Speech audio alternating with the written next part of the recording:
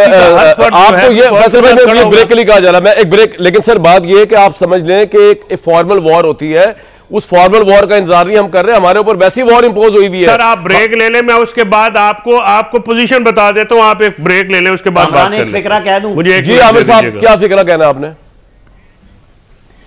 मैं ये कह रहा हूं कि हमारे पैनलिस्ट दोस्तों ने दोनों ने कलेक्ट्रल डैमेज पे दाएं बाएं बाकी हर तबसरे के लिए अवेलेबल हैं, यहां पे नहीं कर रहे। भाई बात ये अफगानिस्तान से तालिबान ने हमले में कोई कसर छोड़ी है? लेके आ जाए और क्या हमारे कबायली लोग अभी जब हमने फौरन हम नहीं गए क्या? हमारे कबायली लोग बॉर्डर पे आ गए थे, लोग साथ खड़े हुए हैं, ये तफरीक ना डालें। एक्सटर्नल एग्रेशन कुछ और बात होती है।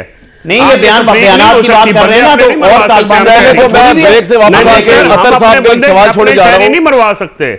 नहीं शहरी कौन मार रहा है यार? जवाब आप दे नहीं रहे कोलैटरल डैमेज पे, बात तो अपने शहरियों की बात हो रही है। अटैक करेंगे, बंदे मरेंगे, आप कह रहे हैं, अज्यूम कर रहे हैं, आपको सारी दुनिया का पता है, आपको केपी का नहीं पता कि किस पे बात करनी है हमने। कीमत पे हमने उसको सेव करनी है। ये हमारे शहरों की, हमारे बच्चों की, हमारी बड़ा अहम सवाल छोड़ के जा रहा हूँ। आजकल बलूचिस्तान में सुना है ना कोलैटरल डैमेज की कहानी, तो आपको केपी याद आ गया कि मैं बात क्या कर। फैसल साहब, आमिर साहब का एनालिसिस है कि लग ये रहा है कि इमरान खान का ये बयानिया है जिसकी टो कर रहे हैं, इसको लीड कर रहे हैं सोहेल हफीज साहब के, फौज के खिलाफ बयानिया बनाना है, चाहे वो कोलैटरल डैमेज का नाम लिया जाए। देखिए फौज के खिलाफ ना बयान, फौज के खिलाफ बयानिया नहीं बन सकता। हमारी फौज जो है वो कुर्बानियां दे रही है, फौज के अफसर, फौज के जवान, पुलिस के अफसर, पुलिस के जवान नहीं आमिर साहब को तो चिड़ है ना, वो तो सोहेल अफरीदी जो है छेड़ बन गए इन सबकी।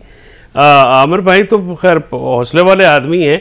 और भाई बात यह है कि एक वज़ीर आला बात करता है, आप उसको अगर इमरान खान ने उठा के एक मिडिल क्लास के आदमी को सीएम बना दिया तो उसको इश्क ही होगा ना उस बंदे से, जिस बंदे की ना कोई वालिद, ना कोई दादा, ना कोई चाचा, ना कोई मामा कभी मतलब वो ओहदों पे नहीं उठाया, और उस आम आदमी को उन्होंने वज़ीर आला लगा दिया। तो वो क्या कहे कि मतलब जाहिर है जो बंदा आपके ऊपर एहसान करता है तो उसका कुछ शुक्रिया अदा करता है ना। आपको इस बात पे क्या चिड़ा कि जी सोहेल अफरीदी कहता है इमरान से मुझे इश्क है, मैं आपसे कहता हूँ कि इमरान खान साहब जो है मेरे फेवरेट हैं।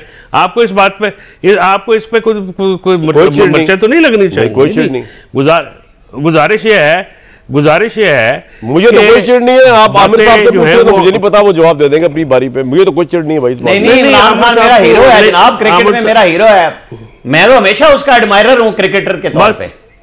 मैं ये बात कर रहा हूं कि आप दहशतगर्दी की बात करते हैं, मियां साहब से मोहब्बत करता हूं, मुझे ये बताएं, यहाँ पे रजिस्टर कर लें। सेन साहब हर कोई अपनी अपनी मोहब्बत का इजहार कर रहा है, मैं भी मियां साहब आप मियां नवाज शरीफ साहब से मोहब्बत करते हैं, कहते हैं ये तो क्रिकेट का हीरो है। अब आप इस बीच में लेके आएंगे, अपने जवाब के लिए लाएंगे, जो पाकिस्तान की बात है, फौज की बात है, उस पे है ना, वहां इधर उधर से निकलते हैं। कभी कहते हैं वो वज़ीर आला बड़ा सादा आदमी है, सीधे आए ना, जो वो कलेक्टर डैमेज की बात कर रहा है उसमें आए।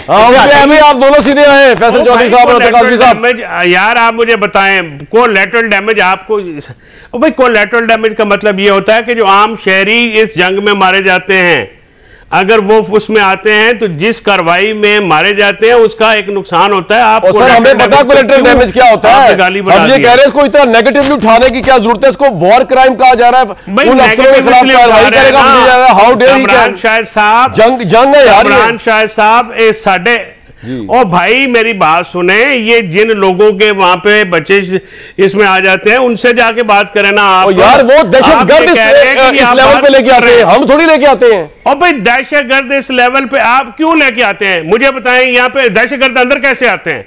दहशतगर्द वहां से थोड़ी करते हैं, क्यों महाजरीन बैठे हुए वो सोलतकारी करते हैं भाई, तो छुप के आते हैं, तो छुप के तो इधर भी आ जाते हैं। मुझे बताएं, इधर जो इस्लामाबाद में जो लोग कलाशन कोफे उठा के मस्जिद में फिरते रहते हैं, या अपना जब भी दिल करता है वो बंद कर देते हैं। आगे चल रहा है भाई, ये तो मतलब आपके पास तो घंटा लग जाए, आप तो वकील हैं, आप तो जज का दिमाग खा लेते हैं, तो मैं जरा आगे चलूं लेके जाओ, आपके पास तो खत्म ही नहीं हो रहा दलाइल भाई।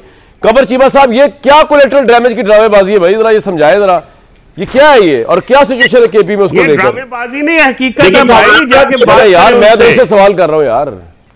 जी कमरान साहब, जब हम कोलैटरल डैमेज की बात कर रहे हैं तो मुझे लगता है कि हम अपनी आर्म फोर्सेस की कैपेबिलिटी को अंडरमाइन कर रहे हैं, कि वो जज ही नहीं कर सकते कि वो किधर स्ट्राइक कर रहे हैं। आमिर साहब ने बहुत अच्छी मिसाल दी कि कई दफा दहशतगर्द बच जाते हैं क्योंकि वो सिविलियंस में घुल मिल जाते हैं, तो वहां टारगेट करना मुश्किल होता है।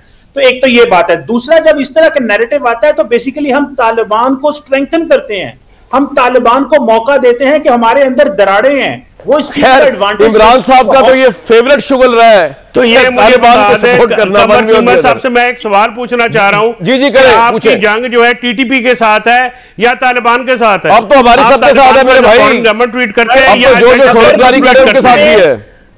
अगर टीटीपी ने अफगान तालिबान की चाह रहा हूं ना, I need to be clear, जवाब तो ले ले। जी चीमा साहब जी।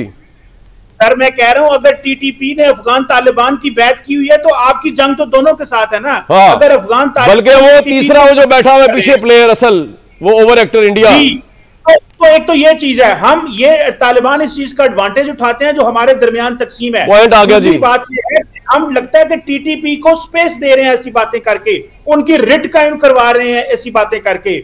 इसको कहते हैं प्लेइंग टू द गैलरी, इसको कहते हैं अपोलोजेटिक नैरेटिव होना।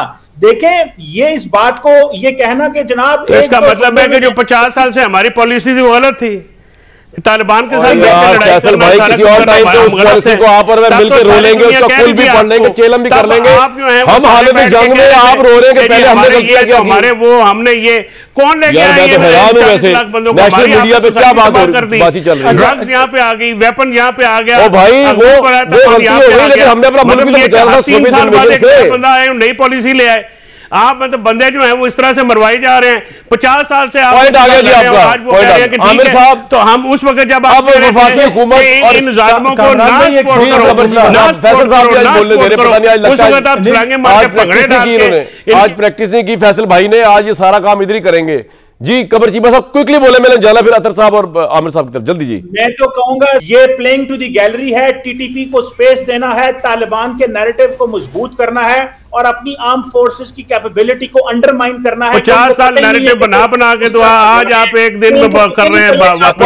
आमिर साहब कोई पॉलिटिकल पार्टी ख्वाब तहरीक इंसाफ अपने मुल्क को कमजोर तो नहीं कर सकती यार, कि वो हो सकता है नादानी में कर रही हो। देखें यहां पे तो पॉलिटिकल एम्स के लिए मुल्क कहीं रखा ही नहीं है। क्या बात कर रहे हैं आप? मैंने आपको कहा है कि 2021 में आप नेशनल एक्शन प्लान बनाते हैं, उसके खिलाफ आपका नामजद वजीर आला, मुंतखब वजीर आला आके कहता है मैं कानून साजी करूंगा। ये क्या है?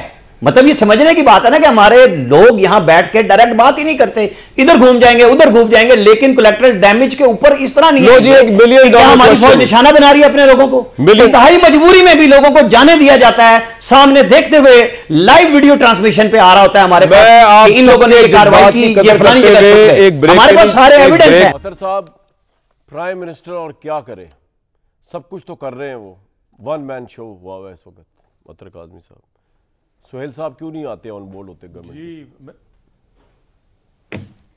देखिए पहले तो हम सबको मिलकर प्राइम मिनिस्टर साहब को जिस तरह उन्होंने ट्रंप को सलूट किया था ना, हम सबको करना चाहिए कि हम उन्हें सलूट करते हैं। देखिए जो अभी आप अफगानिस्तान की सूरत हाल डिस्कस कर रहे हैं, ये एब्सोल्यूट फेलियर है आपकी सफारतकारी का। इन्होंने जहाज का इंजन नहीं ठंडा होने दिया जब बिलावल भी वजीर खारजा थे। ये पूरी दुनिया घूम रहे हैं और पूरी दुनिया में दावे कर रहे हैं कि हम कामयाबी के झंडे गाड़ रहे हैं, लेकिन वो लोग जो हमारा हमसाया मुल्क था, जहां पे इन्होंने सबसे पहले वो चीज़ों को बेहतर करना था, जिधर से हम पे इल्ज़ाम लगता था, अशरफ गनी की हुकूमत लगाती थी, अहमद कारज़ाई की हुकूमत लगाती थी, दीगर मुमालिक लगाते थे। आज उन्हीं लोगों की वहां पे हुकूमत आ गई है तालिबान की, लेकिन इन्होंने उनके साथ ताल्लुकात ख़राब कर लिए। क्या इसमें आपको सफारती नाकामी नज़र नहीं आती? कहीं पर आपको फेलियर नज़र नहीं आता कि वो तालिबान